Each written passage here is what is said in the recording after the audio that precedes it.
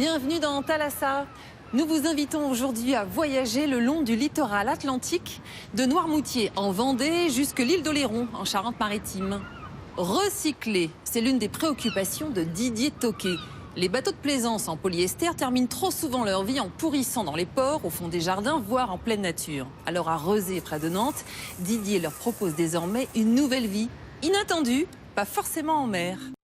On discutait avec Yannick d'en faire, le cas échéant, une salle de réunion d'entreprise. Puisqu'il y a une grande cabine très large, il y a cette partie avant ouverte, terrasse, qu'on poserait au bord de la Loire, sur son chantier.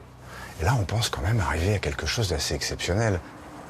Métamorphoser un bateau en espace de coworking sur la terre ferme, les équipes de Didier n'en sont pas à leur coup d'essai.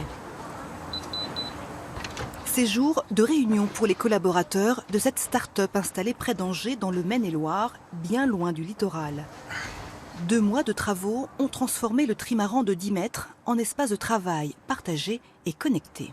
On a bien sûr des salles de réunion classiques, mais là vous entrez dans un autre monde. Vous êtes vraiment sur un bateau, et même nos voisins, ils regardent tous les matins notre bateau, ils nous disent ça nous change dans la zone industrielle parce qu'on ressent esprit de vacances et même quand on va au travail, on y va avec le plaisir et on regarde votre bateau.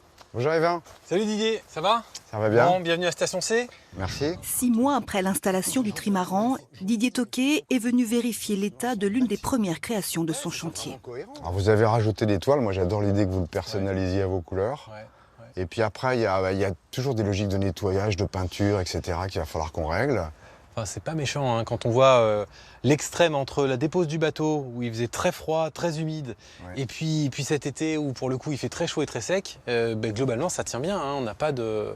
Ah, c'est un bateau, il est fait pour ça. La data va pouvoir nous aider dans ce plan d'entretien. C'est-à-dire que quand on mesure et qu'on sait qu'on a passé 50, 100, 1000, 2000, 3000 réunions, on sait qu'on a eu X personnes qui sont passées à bord, et donc il y aura forcément une usure qui sera mesurable et qui déclenchera un plan de maintenance. Donc la donnée peut nous aider dans l'entretien général des bateaux.